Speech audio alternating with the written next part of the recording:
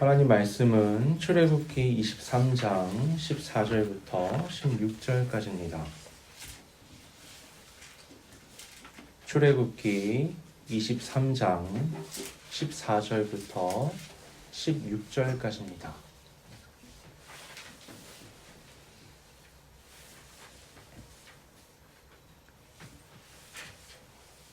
봉독하겠습니다. 너는 매년 3번 내게 절기를 지킬지니라. 너는 무교병의 절기를 지키라. 내가 내게 명령한 대로 아비벌에 정한 때에 이래 동안 무교병을 먹을지니 이는 그 달에 내가 애굽에서 나왔음이라. 빈손으로 내 앞에 나오지 말지니라. 맥주절을 지키라. 이는 내가 수고하여 밭에 뿌린 것의 첫 열매를 거둠이니라. 수장절을 지키라. 이는 내가 수고하여 이룬 것을 연말에 밭에서부터 거두어 저장함이니라. 내 모든 남자는 매년 저장함이니라. 아멘. 오늘은 추수감사절입니다. 추수감사절하면 어떤 기분이 드시나요? 엄청난 기쁨과 감사의 마음을 안고 예배당에 나오시나요? 다들 피곤하시죠?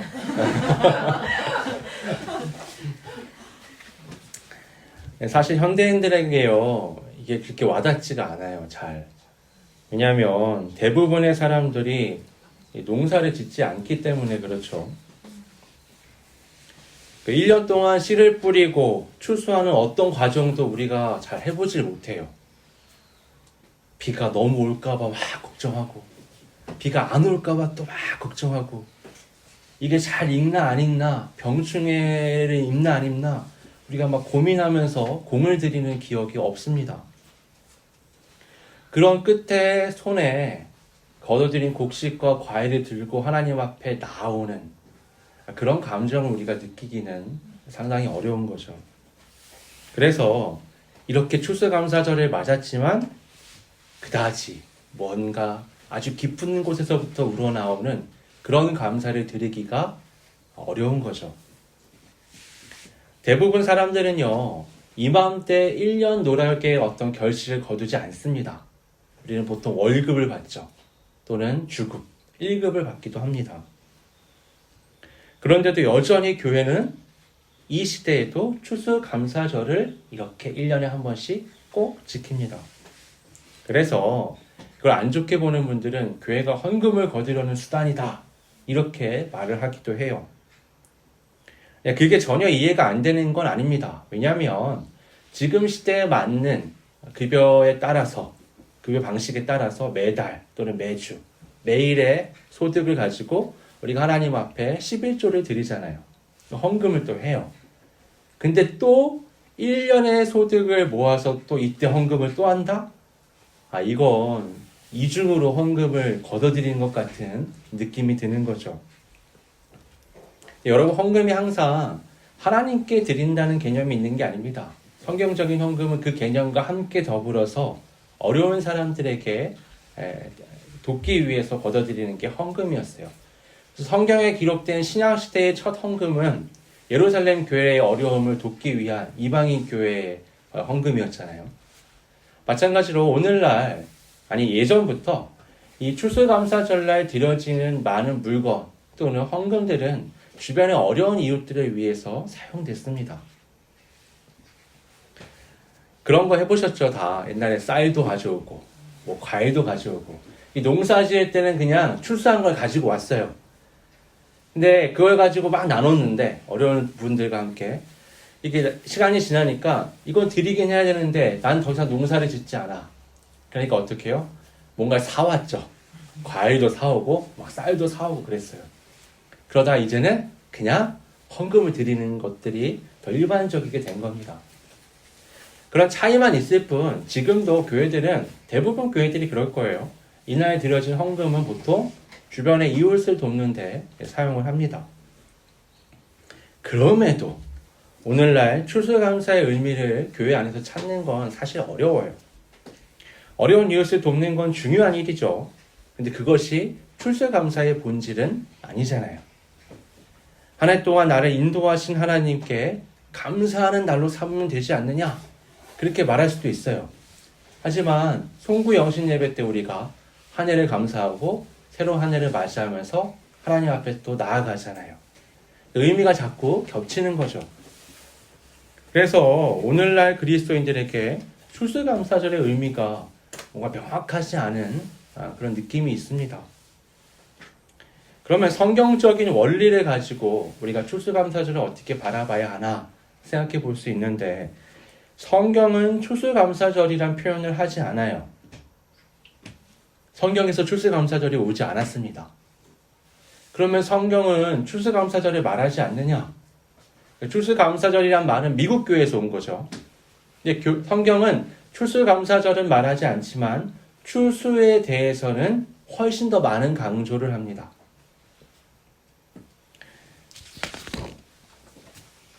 오늘 보면 성경 말씀에 이 추수와 관련해서 3번의 절기를 지키라라고 말씀합니다.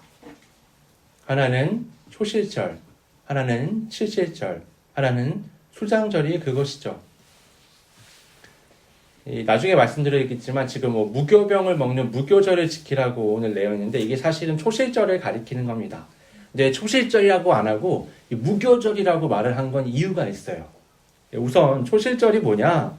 그건 이스라엘 국토 전체에서 그 해의 첫 번째 곡식, 보리를 가장 먼저 수확을 하거든요.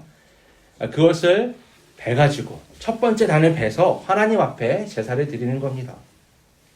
이 게네사렛 고원에서 보리가 가장 빨리 익었기 때문에 그것을 가지고 하나님 앞에 드리는 예식을 진행을 했었습니다. 근데 본문에서 왜 무교절이라고 말을 하냐면, 잘 보셔야 돼요. 6월절을 지키고 그 다음 일주일 동안이 무교절입니다. 근데 6월절을 지키고 난 다음 안식일 다음 날, 지금으로 말하는 주일이죠. 요 날이 초실절이에요. 그러니까 초실절은 무조건 무교절 기간 안에 들어가 있는 겁니다. 생각해 보세요.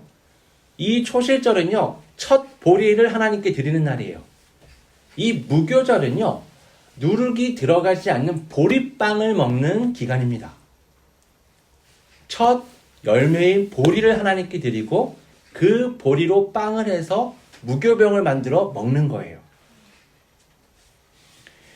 왜 그러면 하나님이 무교절이라고 강조해서 말씀하시면서 이 기간을 지키라라고 말씀하시느냐? 그것은 바로 애굽에서 나오던 그 출애굽의 때를 기억하게 하기 위해서인 거죠. 요즘 아이들은 밥을 굶지 않습니다. 한 끼만 굶어도 난리가 나죠. 근데 저 어려운, 지금도 세계 인구의 3분의 1이 하루 3끼를 못 먹어요. 그러니까 이 기아가 있는, 그러니까 굉장히 먹는 것이 힘든 곳에 도움을 주기 위해서 아이들이 어떤 이벤트를 하냐면 다 모여가지고 한 끼를 굶고 그 한 끼의 값을 헌금해서 모아가지고 돕기도 합니다. 그 시간 동안 뭘 하냐? 강당에 모아놓고 막 그들의 어려운 환경 이런 것들을 막 영상으로 보여주는 거예요. 그런 걸 하면 어때요? 애들이 배고픔이라는 게 뭔지 아주 잠깐이지만 간접적으로 체험을 하는 거죠. 무교병을 먹는 이 기간이 그런 겁니다. 일주일씩이나 누룩이 들어가지 않는 빵은 거의 과자 같아요. 그게 무슨 배를 불릴 수 있겠어요. 그걸 먹으면서 우리가 출애굽했지. 하나님이 우리를 이렇게 구원하시고 인도하셨지라는 걸 기억하는 겁니다. 중요한 건 초실절, 곧 보리추수의 시작의 때에 이것이 행해진다는 거죠. 이스라엘이 광야에서 살아갈 때는요, 이 먹는 것과 하나님을 향한 신앙이 일치되어 있었어요. 여러분, 장정만 60만 명에 이릅니다. 그러면 실제 인구는 한 150만 명 된다고 보는 거예요. 아내도 있고 자식도 있고 부모도 있고 막 이러잖아요. 싸울 수 있는 장정만 60만 명이었으니까 아무리 줄여서 잡아도 최소한 150만은 되지 않겠냐, 우리가 이렇게 보는 거예요. 그럼 150만이면요 어마어마한 인구입니다. 중형에 이르는 도시 인구예요.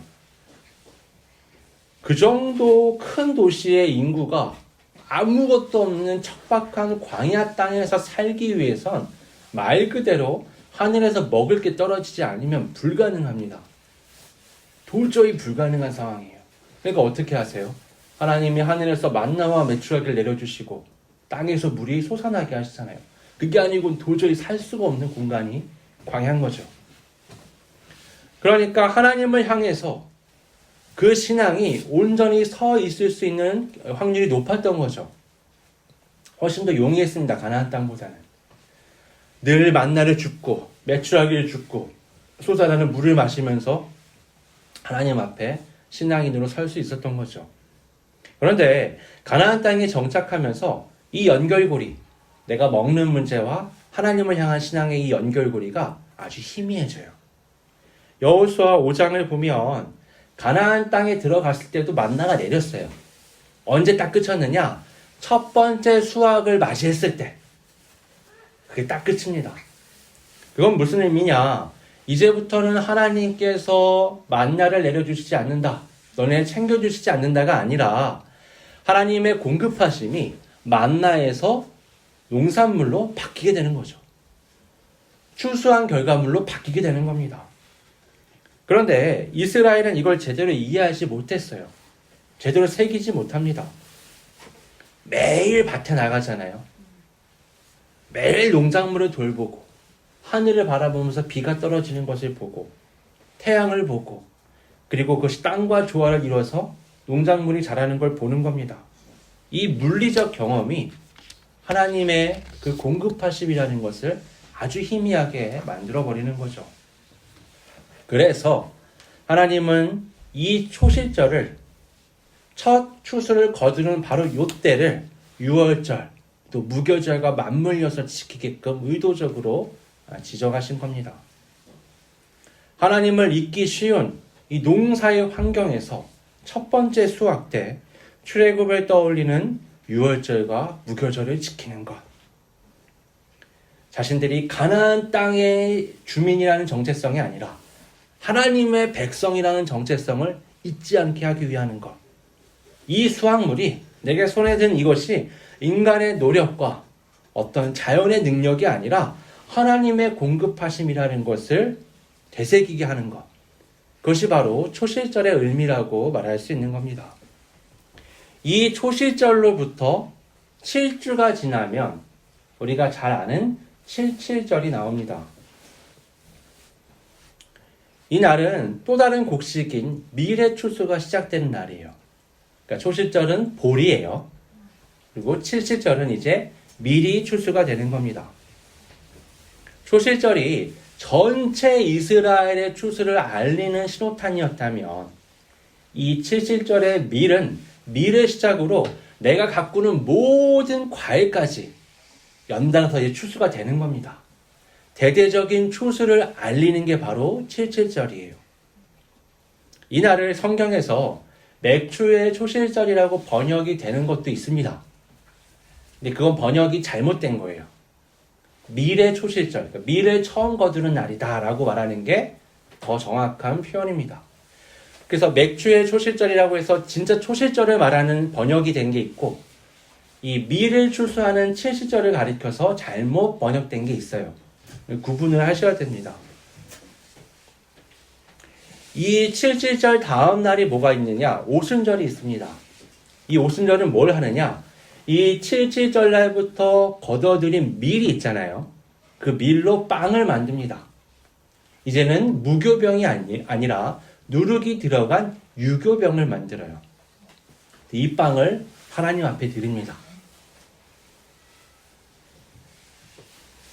마치 무교절에 그 출애굽을 떠올리는 그 힘들고 어려웠던 역경의 시절을 떠올리면서 무교병을 먹었다면 이 오순절날은 이 밀 훨씬 더 맛있는 보리와는 비교되지 않는 밀로 만든 빵을 만들어서 부풀려 하나님 앞에 드리고 먹으면서 새로운 시대가 열렸음을 풍요로운 시대가 열렸음을 알리는 거죠.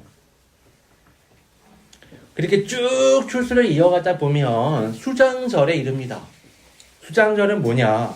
추수가 완료되고 창고에 모든 걸 저장하는 거예요. 곡식도, 그다음에 열매들도 다 저장합니다. 여러분 한번 상상해 보세요. 내가 1년 동안 농사를 그렇게 열심히 지었는데 그 결과물이 지금 가장 많은 때가 수장절인 겁니다. 창고에 그냥 꽉 차는 거예요. 모든 곡식과 과일들이. 그걸 바라보면 어때요? 겨울이 무섭지 않죠? 야, 이거 내년 봄까지 이렇게 쓰면 야, 충분해. 내년에 보리가 나올 때까지 내가 어렵지 않게 살 수 있겠어. 막 든든한 마음이 드는 겁니다. 바로 이날에 맞물려 뭐가 있느냐? 이 수장절에 장막절이 붙어 있습니다. 풀로 만든다고 해서 이걸 초막절이라고 부르기도 하거든요. 일주일간 장막을 텐트를 치고서 그 안에서 사는 겁니다. 요즘도 이스라엘에 가면 이 기간에 텐트를 여전히 쳐요. 이게 얼마나 중요하냐면요. 모든 집을 지을 때 이 공간이 있어야 된대요. 텐트 칠 공간이. 심지어 아파트에도 베란다에 이 공간이 있습니다. 그러니까 이스라엘은 이게 상식인 거예요. 1년 중에 가장 풍성한 날이 수장절이죠. 모든 곡식과 과일이 가장 신선해요. 가장 맛있고 내가 소유한 것이 가장 많을 때입니다. 그런데 바로 그때 거길 떠나서 텐트에서 일주일 동안 살라고 말씀하시는 거예요. 이 장막은 뭐냐? 조상들이 그 척박한 땅 광야에서 머물던 공간이잖아요. 텐트 안에 뭐가 저장돼 있었겠어요? 야, 내일 만나 안 떨어지면 어떡하지? 그런 고민도 했던 거예요. 그래서 안식일 날은 줍지 말라고 그 전날 2배를 주겠다고 말씀하셨는데도 굳이 안식일 날 나가서 만나를 찾던 게 이스라엘 백성입니다. 그만큼 먹는 게 절실했던 때예요. 제대로 된 정착지 없이 40년 동안 떠돌면서 언제든지 이동을 해야 했습니다. 수장절에 이걸 지키는 건 뭐냐? 야, 그렇게 힘든 때가 있었으니 지금 감사라는 얘기가 아니에요. 그게 아니라 지금 이 풍요, 그것이 광야에서부터 너를 인도하신 그 하나님의 역사이심을 절대 잊어서는 안 된다. 그때나 지금이나 하나님이 공급하시는 거야. 라는 걸 잊지 말라는 겁니다. 그걸 일주일 동안 몸에 직접 경험하면서 이제 새겨 넣는 거죠. 농사의 절기 때마다 유월절, 무교절, 오순절, 장막절 이런 걸 맞물려서 하나님을 생각하게 하는 이유가 뭘까요? 농사라는 이 보이는 환경이 보이지 않는 하나님을 향한 신앙에 엄청난 영향을 끼치기 때문입니다. 맹모 삼천지교라고 우리가 하잖아요. 여러분도 들어봤죠? 중국에 맹자라는 아주 위대한 인물이 있는데 그 맹자의 어머니가 맹자를 교육시키려고 보니까 너무 환경이 안 좋은 거예요. 그래서 3번 이사를 했다. 그래서 맹모 삼천지교라고 하는 거예요. 광야는 척박하기는 하지만 하나님을 기억하기엔 좋은 공간이에요. 너무 아무것도 없으니까 그 환경 자체가 어때요? 하나님을 바라보지 않고는 살 수 없게 하는 겁니다. 가나안 땅에 들어갔더니 어때요? 반대죠. 젖과 꿀이 흐르지만 그 때문에 하나님의 공급하심을 제대로 바라볼 수가 없는 겁니다. 문제는 이거죠. 그들이 광야에 있을 때나 가나안 땅에 있을 때나 모든 필요가 하나님의 공급하심으로 이루어지는 거였어요. 그런데 그들은 광야에서는 그걸 몰라요. 아니, 광야에서는 그걸 알았고 가나안 땅에서는 그걸 몰랐죠. 사사기에서 하나님께서 이스라엘을 벌하시는 방식이 어땠어요? 계속 그들이 갖고 있는 걸 뺏어가시잖아요. 땅에서 쫓겨나가게 하시거나 곡식을 짓밟게 하시거나 그들의 것들을 주변국들에게 바치게 만들거나 노예를 끌려가게 만들거나 그런 일들이 자꾸 일어나는 거죠. 사실 그건 광야에서도 마찬가지였어요. 광야에서나 가나안 땅에서나 하나님을 향해 온전히 서 있으면 하나님이 공급하십니다. 하지만 하나님을 향해서 서 있지 않으면 하나님이 그것을 앗아가셔요.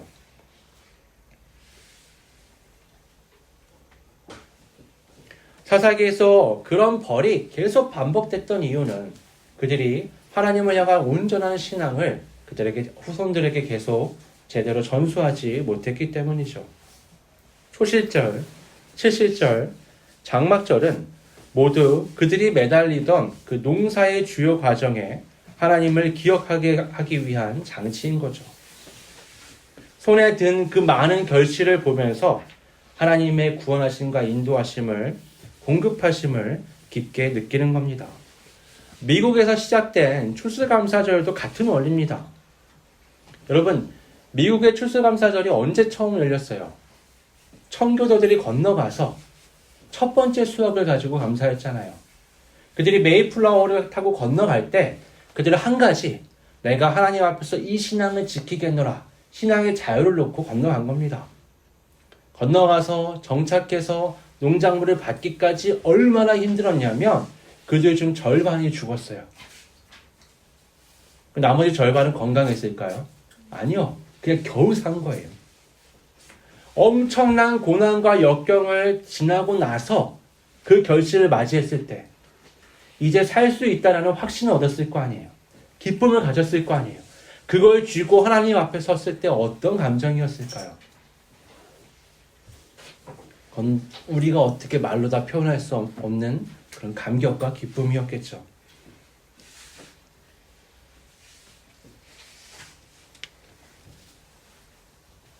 그건 한 해의 그냥 단순한 추수에 대한 감사가 아니라 그들을 거기까지 인도해 가신, 보호하신 하나님을 향한 것이고 또 앞으로의 하나님의 인도하심을 갈망하는 그런 감사였을 겁니다.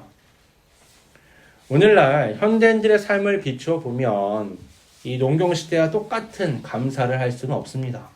하지만 그럼에도 이스라엘이 지금도 텐트를 치면서 그 출애굽의 사건을 기억하는 것처럼 우리도 이 추수감사절에 하나님의 공급하심이라는 것이 어떤 건지 생각해 볼 수 있는 겁니다.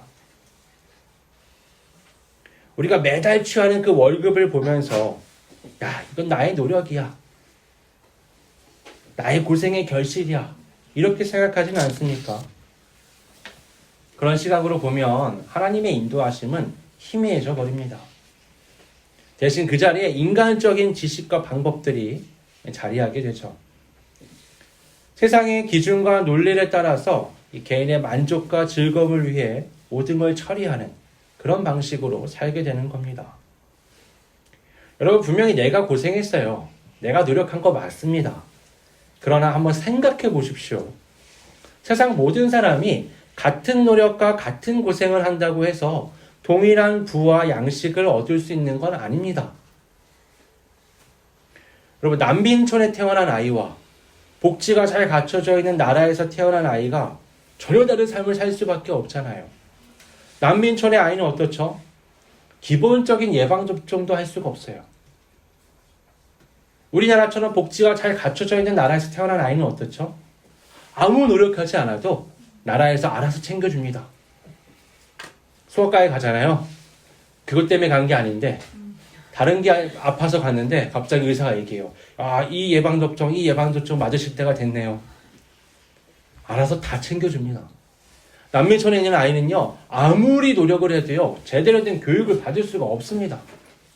아무리 똑똑해도요. 우리나라처럼 복지가 잘 갖춰져 있는 나라는 어때요?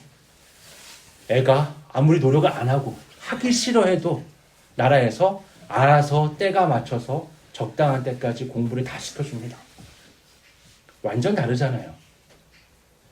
같은 노력과 같은 고생을 해도요, 똑같은 걸 누릴 수 있는 게 아닙니다. 오늘 나의 그 노력이요, 꼭 지금의 결과를 가져왔다고 말할 수가 없는 거예요. 그보다 훨씬 더 큰 것들에 나는 영향을 받으면서 지금의 것들을 누리는 겁니다. 기독교가 먼저 뿌리내린 국가들을 보면요, 부자들의 마인드가 좀 달라요. 그들은 자기 재산을 사회에다 환원하고 자식들에게는 최소한의 것들만 물려주는 것들을 볼 수가 있습니다. 재산이요, 막 몇 조가 되는데 자식한테는 뭐 우리가 보면 적지 않지만 뭐 한 1억씩 물려주고 그냥 다 환원하는 거예요. 도대체 왜 저러지? 이런 생각들도 가질 수 있는데요. 대표적인 사람이 그 빌 게이츠 같은 사람이죠. 그 사람이 재단을 만들어서 이제 사회의 모든 것들을 환원하잖아요. 왜 그러냐고 누가 물었더니 그러더래요. 자기가 회사를 차려서 막대한 수익을 얻었는데 이건 인터넷과 컴퓨터라는 것들 그리고 이 인프라라는 게 다 갖춰져 있기 때문에 내가 그걸 통해서 돈을 번 거지. 그게 없었으면 내가 한 건 아무것도 아니라는 거예요. 그리고 그걸 구입한 사람들이 있잖아요. 그래서 내가 부를 얻게 됐다라고 말하는 거죠. 이게 나만의 것이 아닌 겁니다. 그리스도인은요, 거기서 한 걸음 더 나아가서 그것보다 더 큰 하나님의 손길을 우리가 볼 수 있어야 합니다. 하나님의 공급하심, 하나님의 베푸심, 하나님의 돌보심을 볼 수 있어야 하죠. 나의 기준으로 보면 모두 나의 노력이고 고생이고 그로 인해 얻은 정당한 수확입니다. 그러나 조금 더 시각을 넓혀서 하나님의 관점에서 본다면 이 모든 것은 하나님의 은혜죠. 사도 바울은 이런 고백을 했습니다. 내가 나 된 것은 하나님의 은혜로 된 것이니 내게 주신 그의 은혜가 헛되지 아니하여 내가 모든 사도보다 더 많이 수고하였으나 내가 한 것이 아니요 오직 나와 함께 하신 하나님의 은혜로라. 여기서 뭐라고 말하죠? 나 수고했다고 얘기하죠. 나 누구보다 수고했어.